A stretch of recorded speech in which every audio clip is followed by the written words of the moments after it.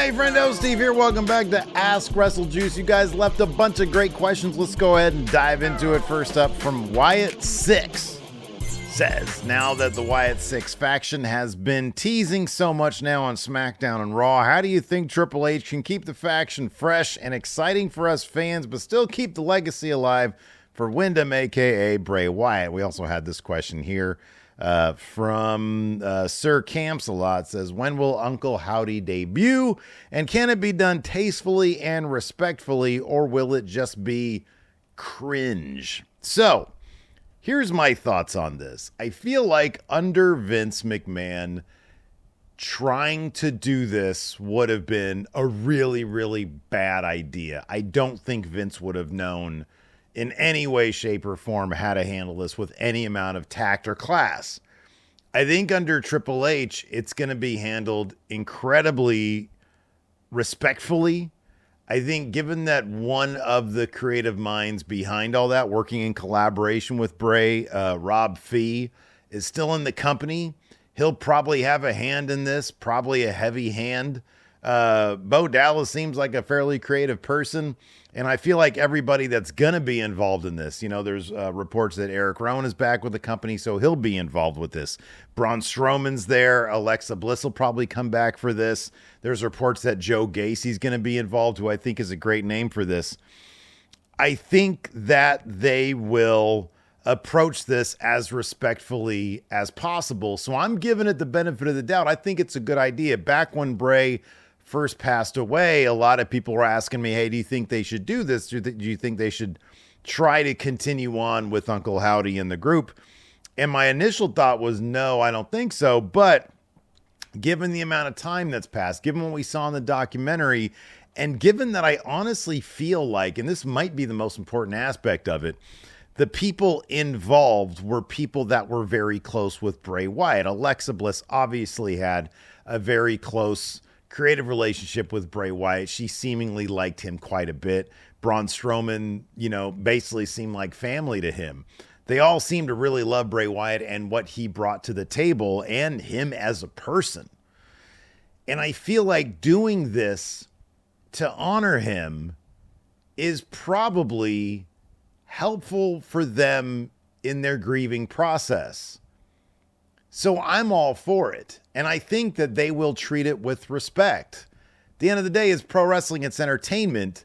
But as long as you're honoring the work that came before, then I don't think you can go wrong. I don't think that there is, as long as you're approaching it from a respectful manner, I think that they'll understand what lines shouldn't be crossed, what territory shouldn't be approached.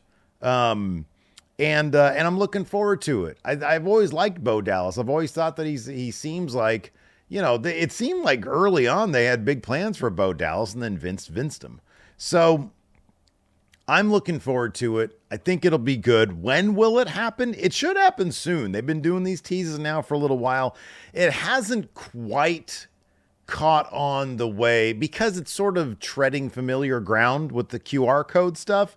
It's sort of treading familiar ground, so it doesn't have that sort of fresh, like, oh, whoa, what is this stuff?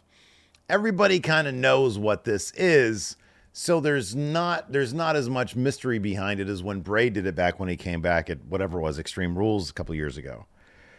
So that being said, once they do debut, it'll be interesting to see who's going to be the mouthpiece, how this is going to be approached, who they're going to feud with first.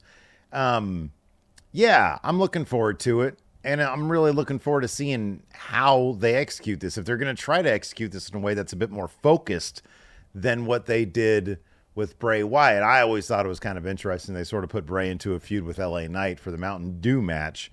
And I hope they have a little bit more focus with what they want to do this time around with the Wyatt 6, if that's what it's going to be called, with Uncle Howdy's group, whatever they're going to call it. But I think it could be really good for the people working it. And I think that it could be really fun for the fans out there, for the viewers out there watching it who really appreciated Bray Wyatt and his work. So, yeah, as far as when, I don't know. I would suspect what we got coming up. We got King and Queen of the Ring coming up. Probably not going to be there. Maybe the Raw after King and Queen of the Ring. They seem to be, like, doing a lot of stuff right now. So I'm thinking maybe the Raw after that, and then they'll be heading into whatever Clash of the Castle. But I feel like the rollout is going to be pretty slow. Like, I feel like we'll get some vignettes. You know, it's going to be a while before anybody actually gets in the ring. They'll probably do a thing where it'll like be, I don't know, Bo Dallas or Uncle Howdy and Joe Gacy like re-recruiting these people. You know, like Braun Strowman, I think, is going to be a part of it.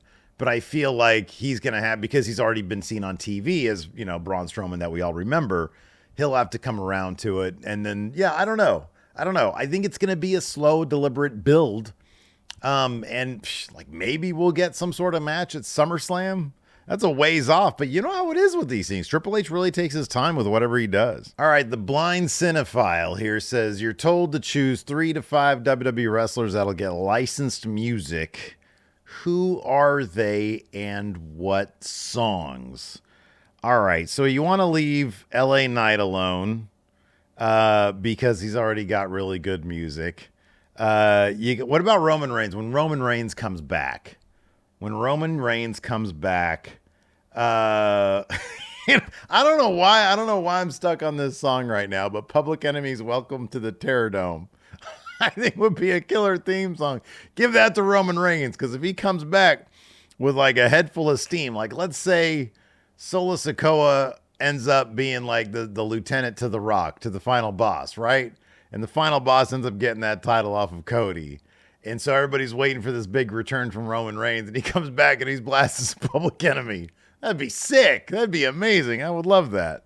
Who else? Asuka. You know what? Asuka's theme song, it is a little on the generic. It's not on the generic side. It's like a ripoff of her better CFO $ theme. All right. I'm not the biggest Morrissey fan, but the Smiths' How Soon Is Now, given that Asuka's theme song is about the future.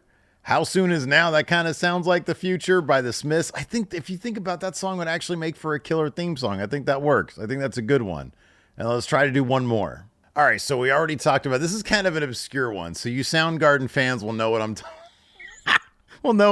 about. This is probably not what you're looking for at all. All right, so you got the Wyatt family coming back, right? You got the Wyatt Six coming back, right?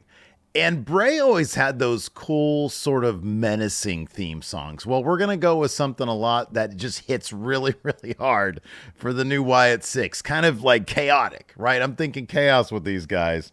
But also it's got to hit emotionally speaking. And I was looking through Soundgarden's catalog, and there's a song that's absolutely killer called Face Pollution, where the whole, like, the chorus is just, I don't feel like feeling. And I think that would be perfect for them. And it, like, discombobulate everybody. So, oh my God, what's the Soundgarden track playing right now? And then they'll hit him with the Sister Abigail or whatever Bo Dallas's finisher is going to be. So there you go. There's 3 licensed songs for 3 wrestlers. Have at it. Hopefully you enjoyed those ones. Welcome to the Terror Dome. Ethan Andrews says, who on the AEW roster do you think should retire Adam Edgy Copeland when the time comes? Ricky Starks, if he's even going to be in AEW at that point, because he's the guy that Adam Copeland called, a vanilla midget in that really awful promo bit that they did. So I'm going to say Ricky Starks. Why hasn't that guy been around? Guardian Abe says, why does Triple H seemingly not know how to book Bobby Lashley? All right, I'm going to say this, and it's going to sound kind of silly. You got to have patience. With Triple H, the one thing about him is that he is very, very deliberate, which is a rich man's way of saying slow. Slow is a poor man's version of deliberate. If you want to get fancy, you call it deliberate. Otherwise, it's just slow, right? If you think about, like, for example, Legato, when they showed up on Main Row, how long did it take for them to do anything with it? Like, Santos was this boring face guy, and then eventually they got around to him turning on Ray, and then he became, now they're full on Legato. Now he's like the boss of his own faction and everything. So, and that's just one example of many. The Authors of Pain were sitting at home for 1.5 years under contract before WWE put him in the Final Testament. Which, by the way, could probably use a new theme song, like a licensed theme song, like Metallica's Sad But True. How about that? I always thought Sad But True would make for a killer theme song. So, yeah, I honestly think that he put them together, and he's like, all right, let's just sort of have them. And at first, remember, they're supposed to be bad guys. But here's the thing about it, I don't think they quite realized. Anything associated with Bobby Lashley, people are going to love. People just love Bobby Lashley. As soon as he just shows up in a backstage segment, the crowd goes crazy. But now you see him and maybe Carmelo Hayes are going to be in a thing. Now you see him and the draft is taking place, so we know where he's going to be. Cody Rhodes is going to need some fresh feuds, and so maybe Bobby Lashley will be that. So I don't know. I think that, it took him forever to acknowledge that they had a faction name. And Lashley's crew is not the only one. Like, there are tons of acts in WWE, like Dewdrop, Piper Niven. She was gone for a long time. And then she came back and she got her name back, Piper Niven. I think they want to make sure, and I'm fine with this, they want to get it right, not get it now. That makes sense. Zorro says, who will be WWE Champion first? Carmelo Hayes, Braun Breaker, Dom Mysterio, or Trick Williams? WWE Champion or a champion in WWE main roster? Either way, I think it's either Carmelo or it's Trick. Carmelo's on the big brand, though. If Trick Williams gets to Raw, but Trick's not going to go to main roster for like a year. I say it's Carmelo. I think he's got the head start, and it's clear they've got huge things planned for him. It's Carmelo. Nuvo Ninja says, would you rather there be only match-themed premium live events or no match-themed premium live events at all? No match premium live events at all. Holy crap, I said that without stumbling over my words. I don't need them at all, to be honest with you. Don't need that stuff. War Games is great, don't get me wrong, but we don't need it. We can just do that on an episode of Raw. Coors B or Core SB says, why does Triple H only group minorities together for tag teams? So I don't know. I'm not in Triple H's head. I couldn't tell you what his actual reasoning is. Obviously, in wrestling, there's a long history of that. And maybe some of it is on the uglier side. Maybe some of it is just, grouping together minority wrestlers because of laziness, because of creative laziness. Maybe that's the history of it. I'm trying to look at this question from a glass half full perspective, from a positive perspective, and why, you are more likely to see a Bianca Belair get teamed up with a Jade Cargill, which I think is a phenomenal team, by the way. I will say this. I think what tag teams need, and laziness could absolutely be the answer here, but I'm trying not to go down that route. I'm trying to actually give like an answer here. Tag teams need chemistry, right? That's what they thrive on. Good tag teams have good chemistry, right? You need in-ring chemistry, but you also need personality chemistry. What's a quick way to get personality chemistry? It's not simply, are you of a similar race?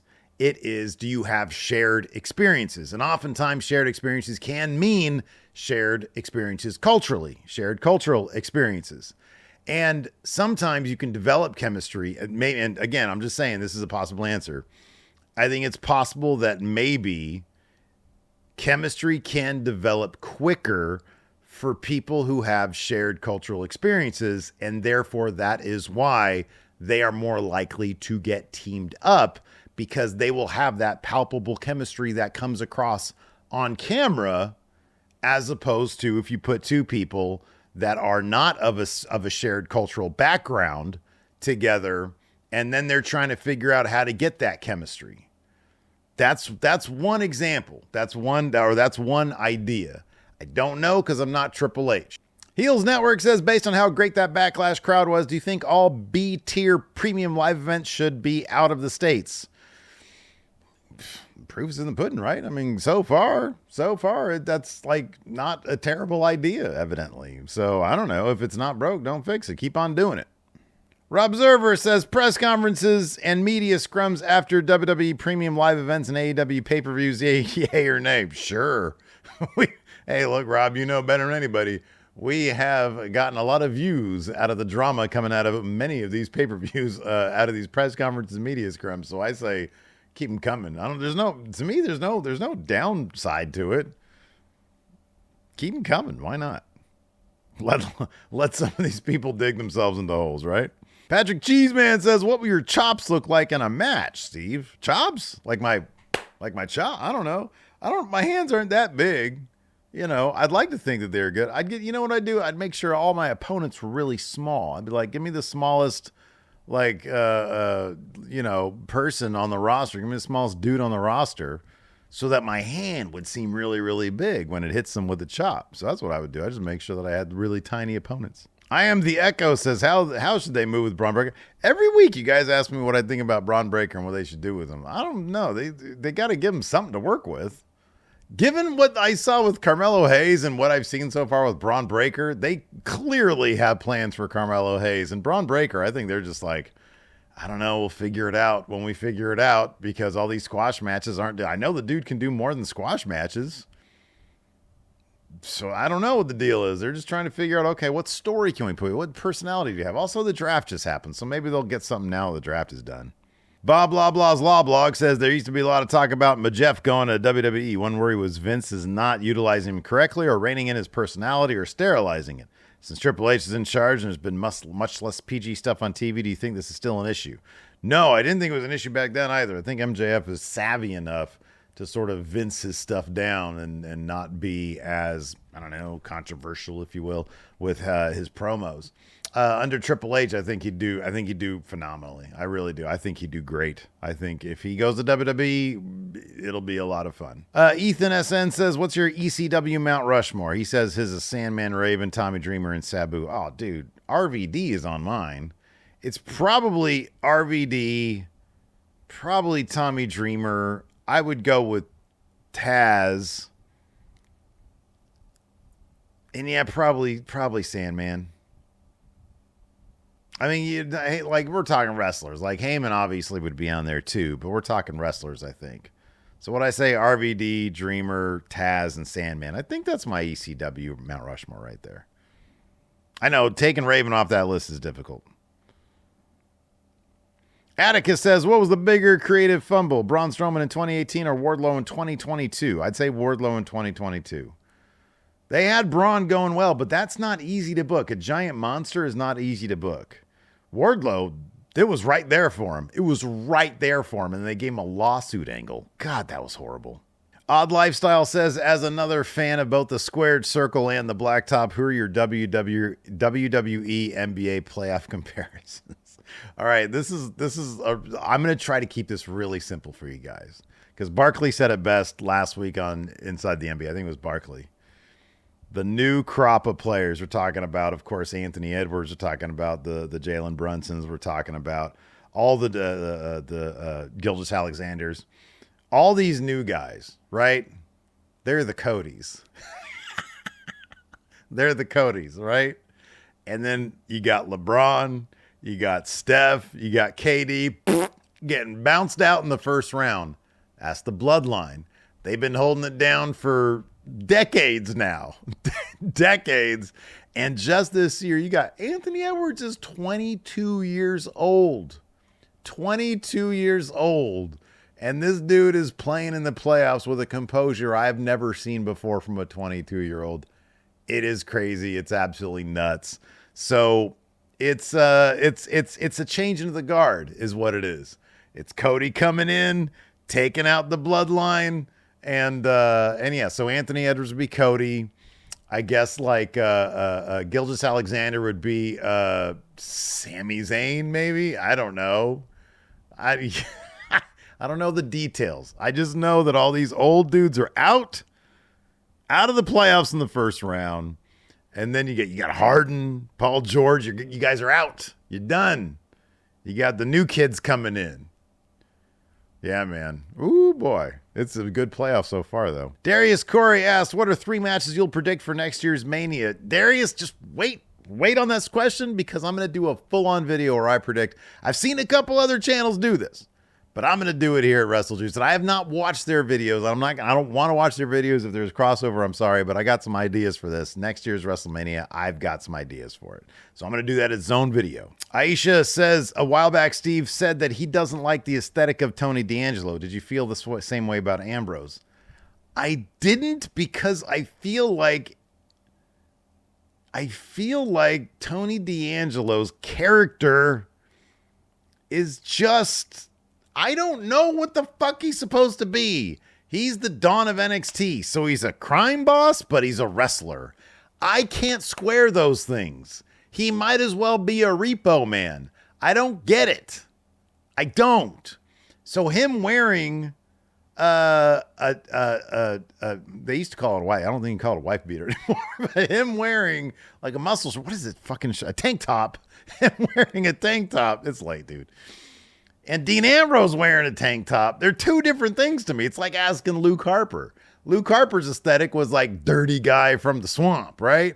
It worked. It fit perfectly. Dean Ambrose was like dude off the street who was a little bit crazy, who would just fight anybody. It worked for him. Tony D, it's not even necessarily the tank top. It's not even just that. It's his whole thing. Like, what are you even supposed to be?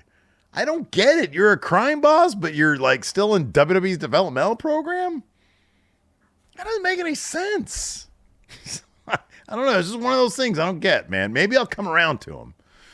All right. There's at least 5 comments here in the thread asking my thoughts on Kendrick versus Drake. There's some of it I don't feel comfortable talking about because I don't feel like it's my place. I'm not the most well-educated on either of these acts. I'll be honest with you, though. And this will be my answer. I've never really been a fan of Drake. Whenever anybody's been like, hey, there's a new Drake out, I've listened. I'm like, I'm not really into this guy. And then the vibe is just off with him. I've never been into the vibe. Just, I don't know, his general presence. Kendrick Lamar I've always liked. Whenever anybody, hey, check out this. Like King Kunta's like one of my favorite songs of the last well, shit, that came out like a long time ago. But it's like one of my favorite songs that isn't like from the fucking 90s, right? And oh my God, it's like he's just murdering this poor guy. I kind of feel bad for Drake at this point. And that's all I'm going to say on it. But like clearly there's a winner and then there's Drake, right? There's like a winner here and then that guy ain't Drake. So that's what I think about it. But again, I'm an outsider looking in, everybody. I'm just an outsider. Like I'm 45 years old. I'm an outsider looking in. But you guys are asking me for my opinion on it. And that's my opinion. Yeah, man. Oof, boy. My favorite thing about it is that it's the closest thing that I've seen to like a hip hop singular culture thing in a long time. Back in the day, everybody was listening to The Chronic, right? Back in the day, back in 92, 93, it was 93, everybody was. And these days, like music, movies, TV, it's all so segmented. Like, I don't know half the shit that's in the movie theaters these days. I don't know half the artists on I don't know, like 90% of the artists that are like on the Billboard streaming charts or whatever. But everybody knows about this. Everybody can dig into this. And I love all the reactions, all like the streamer reactions to this stuff. Oh my God, it's so much fun. Yeah, I like it. It's just something for people to, I don't get when people are like, I don't care about it. You know what, man? Just fucking enjoy it. Enjoy life. Anyways, that's what I got to say about that, everybody. Dog's outside. No dog today. I'm sorry. I'm going to tell you, she's in here most of the day and then I decide to record and she leaves. So, that was a long episode. Thanks for your questions, everybody. We'll see you around.